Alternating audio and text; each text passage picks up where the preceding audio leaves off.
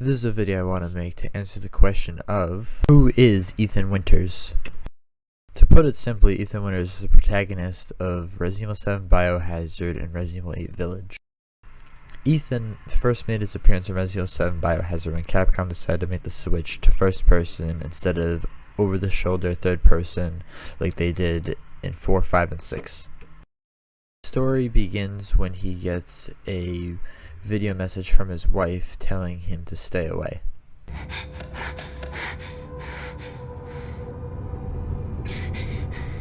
Ethan,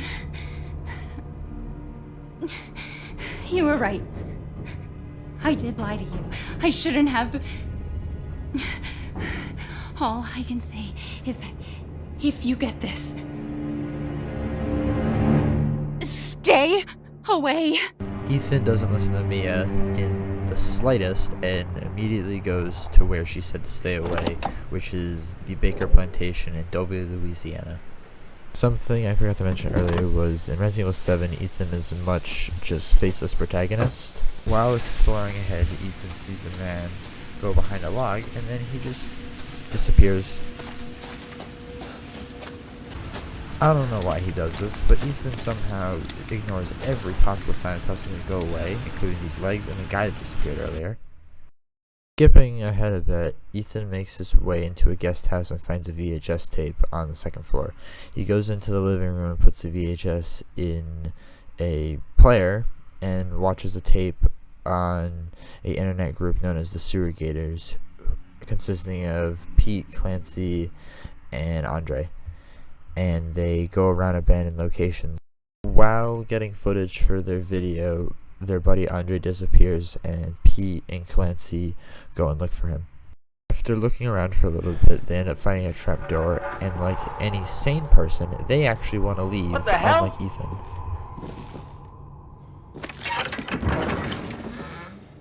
You gotta be fucking kidding me. Alright, new deal. We find Andre and we go. I mean, fuck this show.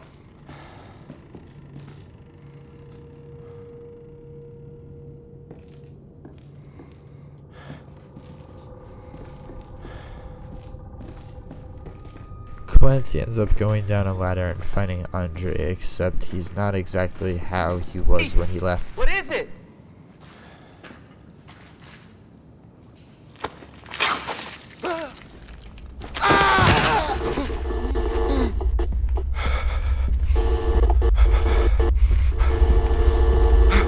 Ethan, with the newfound information that there's a trap door, ends up going down and using a pair of bolt cutters to open up a cell door that has Mia inside in the basement. When Ethan goes over to Mia, she's very confused as she doesn't remember sending Ethan the message and tells Ethan that he shouldn't be here and seems worried about something. You shouldn't be here. What do you mean? You contacted me. No, I wouldn't. Did I? Did anyone see you? Did he see you? Hey, who else is here? What the hell's going on? Daddy's coming. We need to go. Daddy? We need to go now! Mia leads Ethan to a room that she says she remembers that there used to be a door there, and while Ethan is looking around, Mia ends up getting dragged to the wall with no saying of where she went. No, leave me alone! Ethan makes his way up a set of stairs in hopes to find Mia, but has no luck.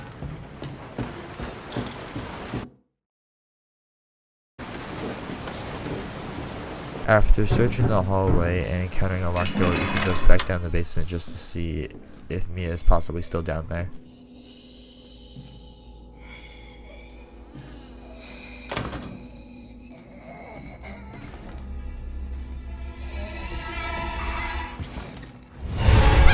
Before Ethan has any time to react, Mia picks him up and pulls him up the stairs into a wall at the end of the staircase. He is then attacked by Mia with a knife and has to defend himself with no weaponry whatsoever.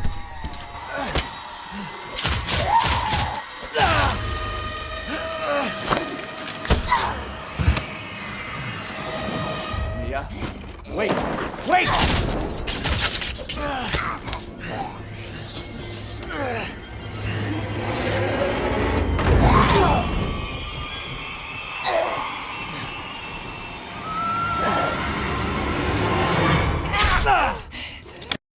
Mia was clearly possessed by something when she was attacking Ethan, and after stabbing him in the hand and in the shoulder, she regains control and hits her head against the wall until she knocks herself unconscious, most likely to protect. Leave me alone! I've been bad. I deserve this. What the fuck are you, Mia? Shortly after, Mia wakes back up and is in a possessed state again and tosses Ethan through a wall like it's nothing. This is your first boss fight in the game, but because this is about Ethan and his story, I'm going to skip it. The fight ends like this, and Ethan has no reaction whatsoever to what he does to his wife here.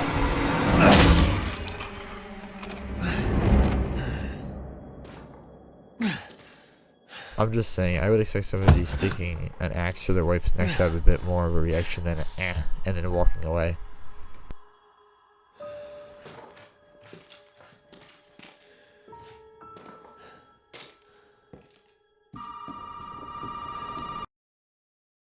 Ethan answers a ringing phone, and the person on the other line tells him that he shouldn't have come here and there's a way out of the house through the attic.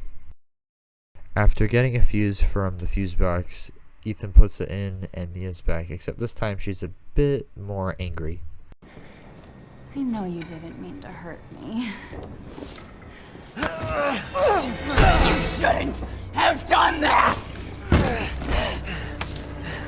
It fucking hurts! Ethan catches a screwdriver to the hand and Mia walks away.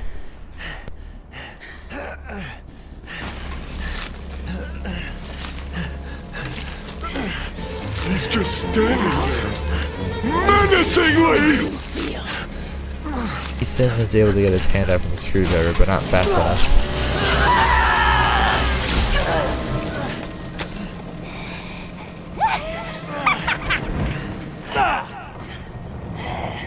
Inside jaw must contain outbreak. Gonna break, I promise. With a missing hand, Ethan makes his way up to the second floor and gets a 1911 handgun, some bullets, and proceeds to have his second boss fight with Mia.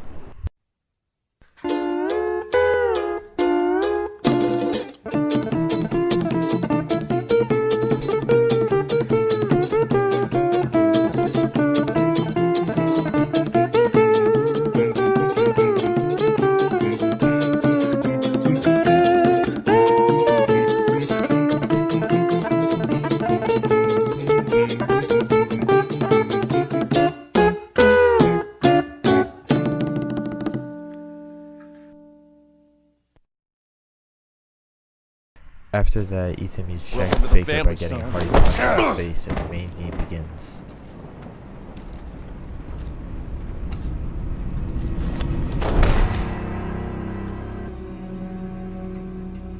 Come on. Don't you die on us now. You have work to do.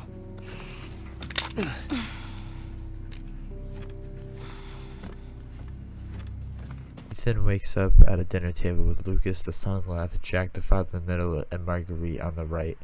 These are the main antagonists of the game and the ones you'll be fighting throughout. The family is trying to get Ethan to eat the food, but because Ethan's not a cannibal, he doesn't want to. Eat it. It's good. Dumb son of a bitch wasn't no good if it hit him. Yes. Not again. Lucas on the left there just said not again to getting his arm cut off. Well, that clearly isn't good if you can get your arm cut off once and then have the same arm cut off a second time. Something's definitely up with this family. Jack tries to force feed Ethan the food, but he spits it out, and this sets Marguerite off. Marguerite! Get the hell out of here! You're a son of a bitch! Oh, I can't believe it, you son of a bitch! He's not eating! He's not eating! This was supposed to be a very special feast. Jack attacks Ethan for not eating the meat.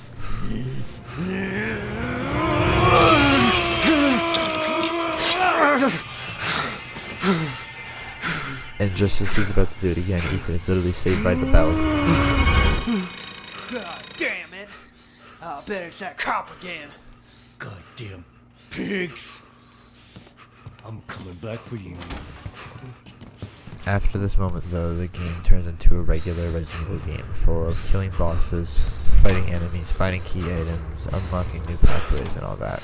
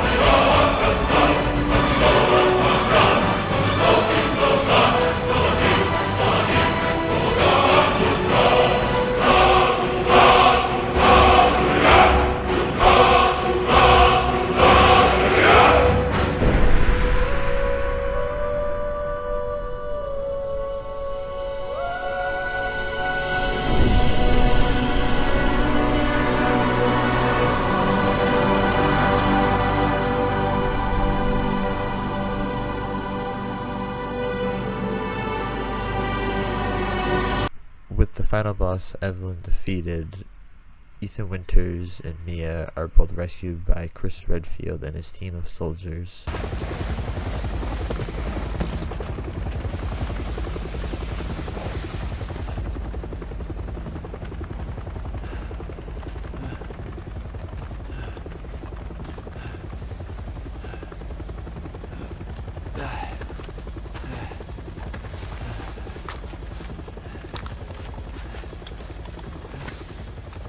I'm Redfield. I'm glad we found you. The fuck took you guys so long?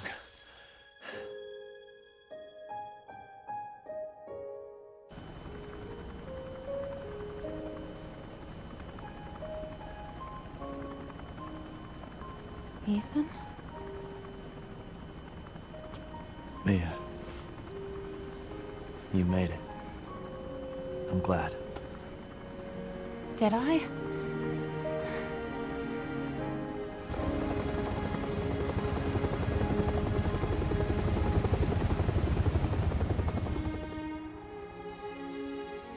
They say that when one door closes, another opens. Well, a door closed tonight. And what a long night it was. But not just for me. Me and I weren't the only victims here. So were the Bakers. It was that thing, Evelyn, who made them that way. But now Evelyn's dead. And these guys are here to clean up the mess. I had just come to terms with losing Mia. But now she's back and wants to start over. Put all this behind us. Maybe this is where the next door opens.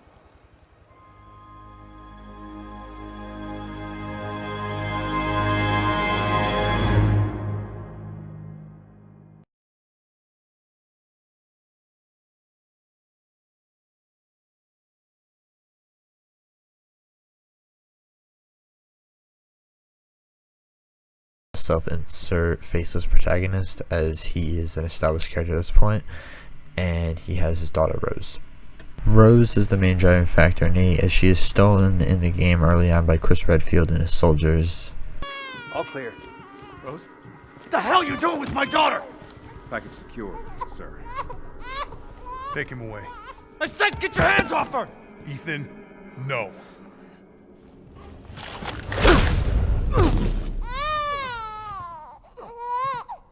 Rose. Get him out.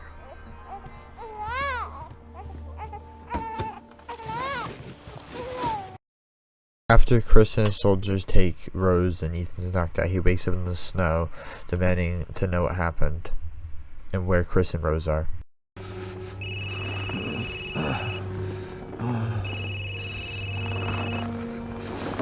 Jesus.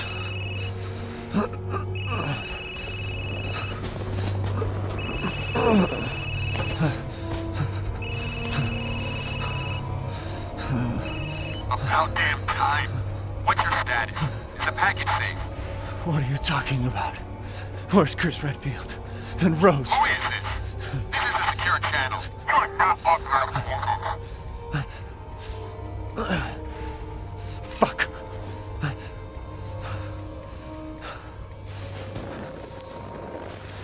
What the hell happened here? After trudging around in the snow for a while and going through a dark cabin, Ethan makes his way up a path revealing the village. Where the hell am I?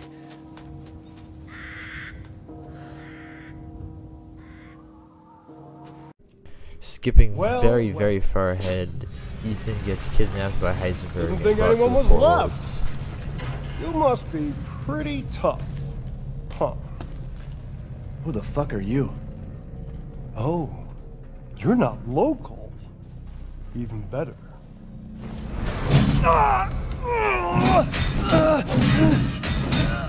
Mother Miranda's gonna love you.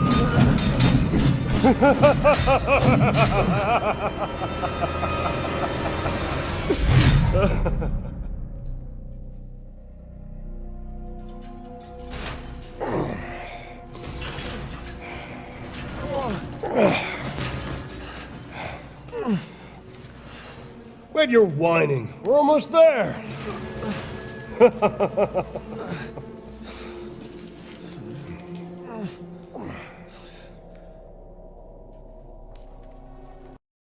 When Ethan wakes up, he's in front of 5 different people, 4 lords and the leader of the village. One of them is Angie, a sentient doll owned by Donna Beneviento. The other is Moreau, the Fish King. To the left is Lady Dimitrescu, or Lady D. Everyone on the internet knows her. And then there's Heisenberg, the one with the big hammer, who was the one that kidnapped Ethan before. And then the center is Mother Miranda, the leader of the village. After this sequence here, the game becomes much like Resident Evil 7 and any other Resident Evil game where you fight the bosses in their respective areas. To not spoil Village because it is a lot newer than 7, I will just be showing pictures of what the bosses look like in their mutated forms versus sped up versions of the whole fight like I did with Resident Evil 7, excluding 2 bosses.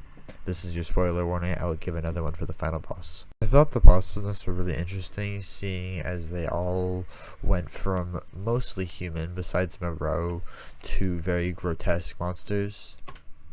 I thought the baby was terrifying, but it was also a good mix from the action we were getting, but it had literally everybody saying, "Fuck this shit, I'm out. Fuck this shit, I'm out. No thanks. Don't mind me, I'ma just grab my stuff and leave. Excuse me, please. Fuck this shit, I'm out. Nope. Fuck this shit, I'm out. Alright then. I don't know what the fuck just happened, but I don't really care. I'ma get the fuck up out of here. Fuck this shit, I'm out." Moreau was really interesting, but he didn't really do much. Most of his fight was just you avoiding him as a fish and then attacking him, dealing as much damage as possible. Heisenberg was definitely my favorite of the four lords. I thought he was the funniest. He had some of the best lines, and he gave us this absolute gem that was just complete fan service that Capcom definitely didn't have to do.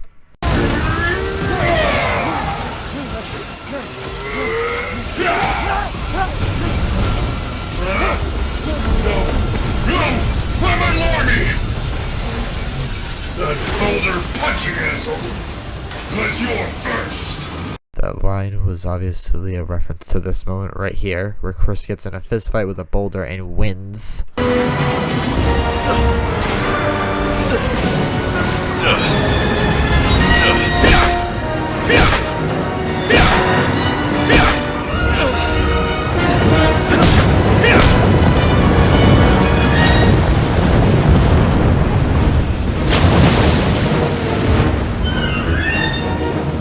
This is your spoiler warning. There are major spoilers regarding the end of the game coming now.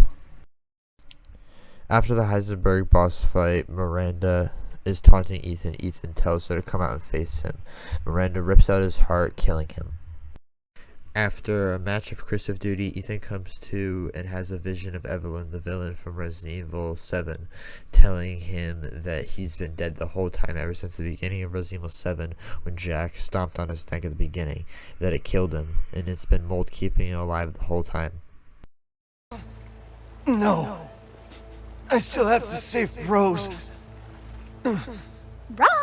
It wasn't Miranda. You were always dead. What are you saying? I can still...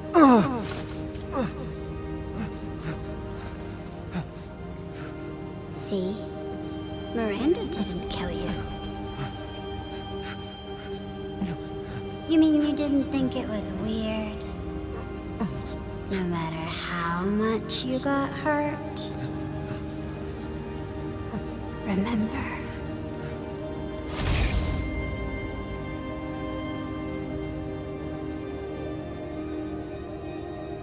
Years ago, the Baker house. You were murdered by Jack. You died there 3 years ago. That's impossible. No way. You shouldn't even be able to walk around. Quit messing with my head. You shouldn't be walking. Screw you! Then what am I?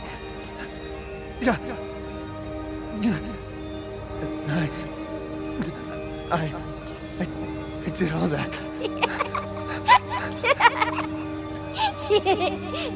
Rose. Mia. Now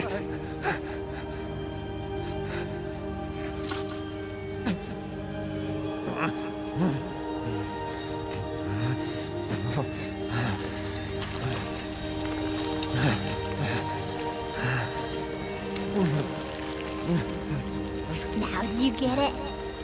Your whole body is nothing but mold. You can't ever see your family again. Family.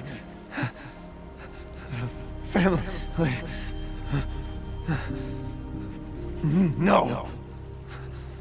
Rose. I have to save my daughter. You're already dead. Dead!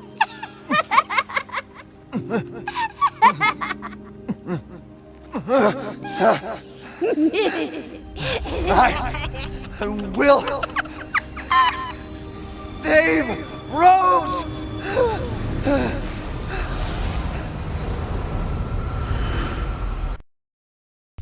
After a long, grueling fight with Miranda, Ethan comes out victorious, but when Miranda ripped out his heart, it officially killed him, and the mold was no longer keeping him alive, causing him to die, and his hand begins to wither away as he gets Rose back.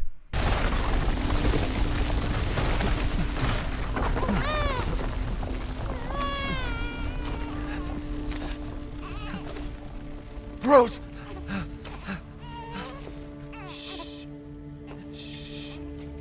It's all right, Rose. It's all right.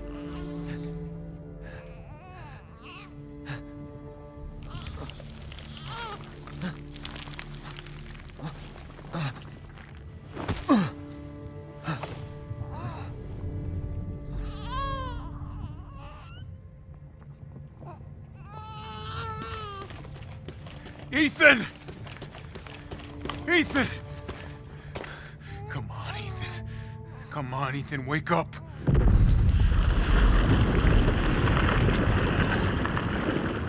Chris. Ethan.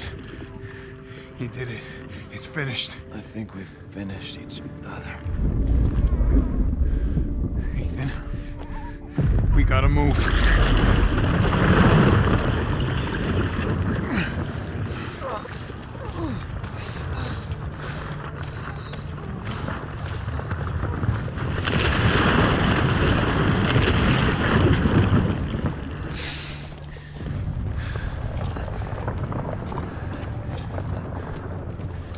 Keep moving, Ethan. There's a bomb in that thing that'll blow this whole village sky high. Hey, look at me. When I hit this trigger, we can't be anywhere near it. Ah, damn it. Mia's waiting for you. She's alive, you hear me? Alive. Mia, I'm so sorry. I love you. Keep Rose safe. Hey.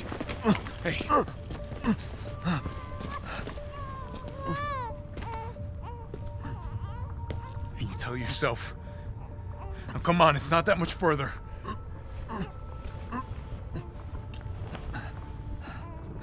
Watch over her. Teach her to be strong. God damn it.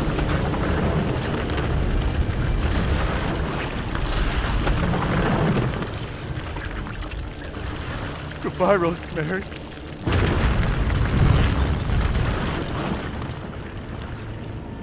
Ethan.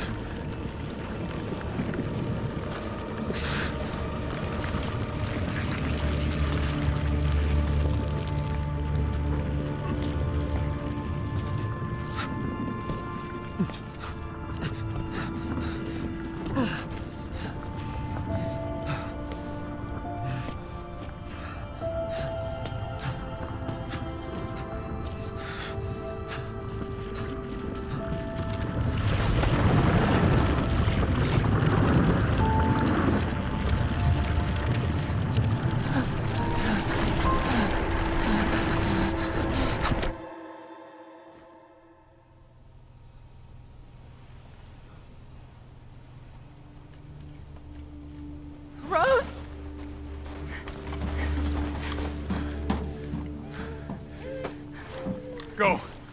Go, take us up now!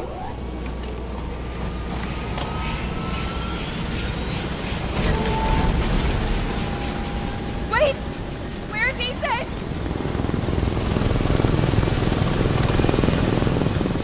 Get moving. We have to get clear. No! We can't go, not without my husband! Mia, sit down and strap in. Not before you tell me where Ethan is. I know he wouldn't abandon us. Tell me what's going on. Where?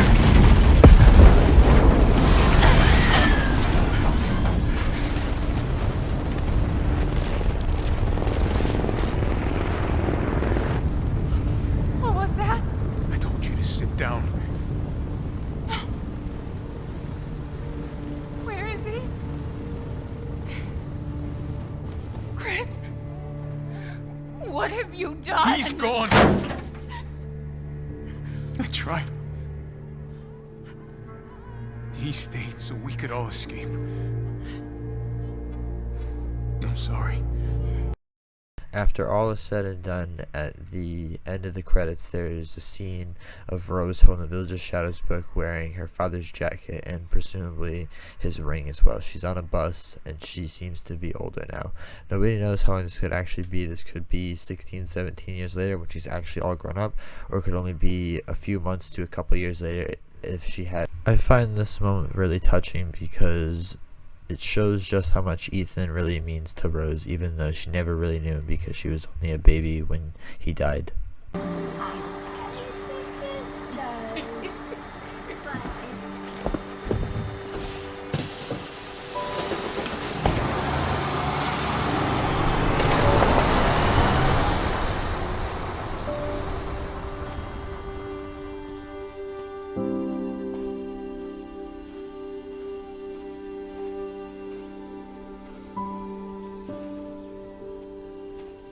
Hey, Dad.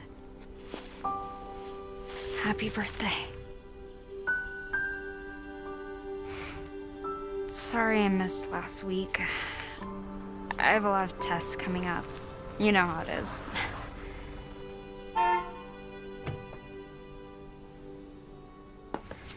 Talk of the goddamn devil.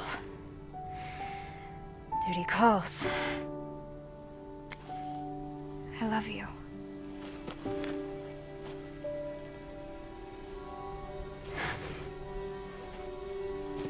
Yeah, I found her.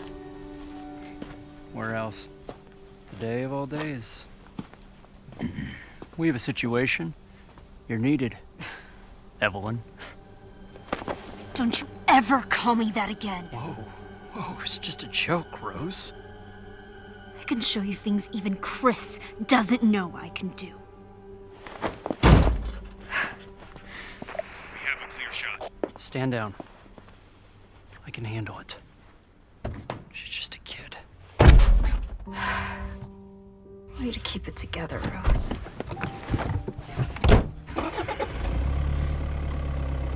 You're a lot like him, you know?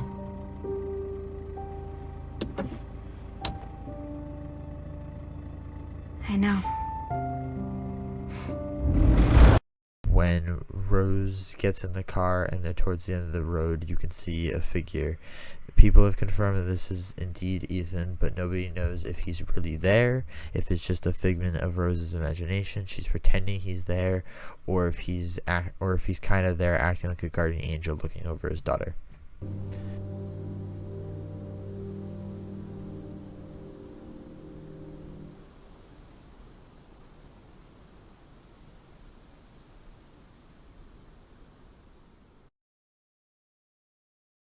This was the story of Ethan Winters, from a faceless self-insert character of Resident Evil 7 into the established loving father that he is in Resident Evil 8. This video did take a while to make, and I would really appreciate if you guys would like, comment, and subscribe for more videos like this. Thank you for watching. Bye bye.